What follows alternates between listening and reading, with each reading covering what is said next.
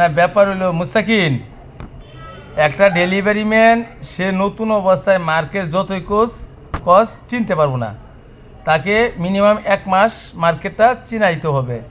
আর বেতনের ব্যাপারটা হইলো সে যদি কাজ করতে পারে, যে 2-4 দিনে ভালো কাজ করতেছে, আমরা তো 15,000 টাকা বেতন দিই, এর উপরে দিই না। আর তোর যেহেতু সম্বন্ধী, তুই আমার খুব কাছের লোক মুস্তাকিন, হ্যাঁ, তোরে কিন্তু আমি অনেক মানে অল্প দিনে তোরে কিন্তু অনেক ভালোবাসি, সত্যি কথা।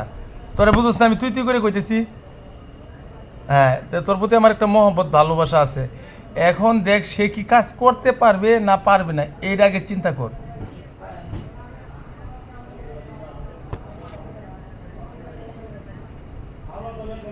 আরে মার্কেটিংয়ের, শোন মুস্তাকিন, মার্কেটিংয়ের কাজটা কিন্তু খুব কষ্টের কাজ মুস্তাকিন।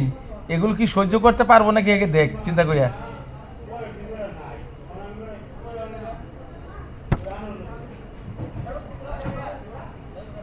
আরে আমরা আমরা ডিলারশিপের ব্যবসা করি মূলত।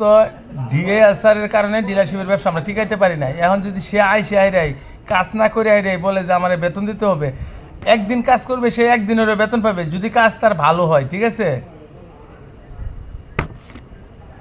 হ্যাঁ, কাজ যদি ভালো করে, শোন মুস্তাকিন, কাজ যদি ভালো করে তাহলে আমি প্রতি মাসে 15,000 টাকা বেতন দেবো।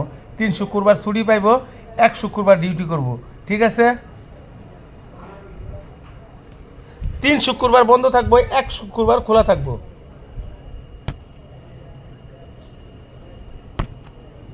3 শুক্রবার বন্ধ পাইবো, 3 শুক্রবার। হ্যাঁ, হ্যাঁ, হ্যাঁ, হ্যাঁ, হ্যাঁ,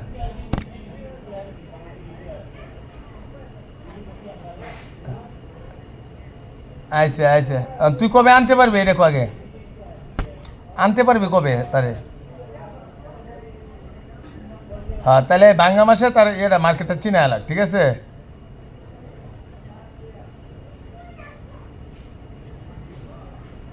আচ্ছা বাইরে, তোরে চিনি আমি, আসলে তোরে চিনি, আর কেউ তো চিনা দরকার নাই, বুঝোস নাই। আচ্ছা ঠিক আছে মুস্তাকিন, হ্যাঁ ঠিক আছে, ওকে, এটা তোর নাম্বার না, ঠিক আছে, ওকে ওকে, পাঠাই দি পাঠাই দি।